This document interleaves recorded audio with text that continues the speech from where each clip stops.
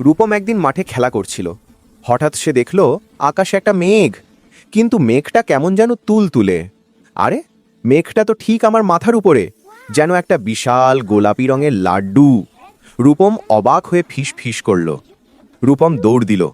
যত জোরেই সে দৌড়ায়, মেঘটাও ঠিক তত জোরেই তার সঙ্গে সঙ্গে চলতে থাকে। সে একটা গাছের নিচে থামল। মেঘটাও ঠিক গাছের পাতার ওপরে থেমে গেল। এটা নিশ্চয়ই একটা পোষা মেঘ, রূপম ঘোষণা করল।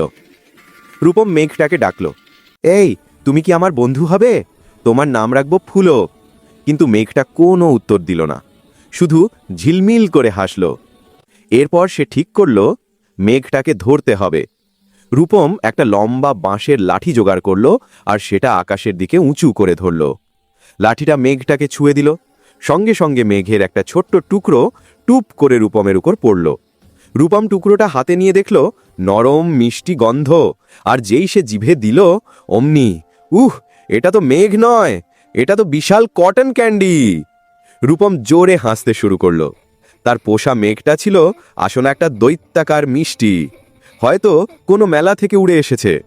রূপম সেই কটন ক্যান্ডি মেঘের নিচে বসে মনের আনন্দে সেই মিষ্টি লাড্ডুটা খেতে শুরু করল। আহ, কত মজা!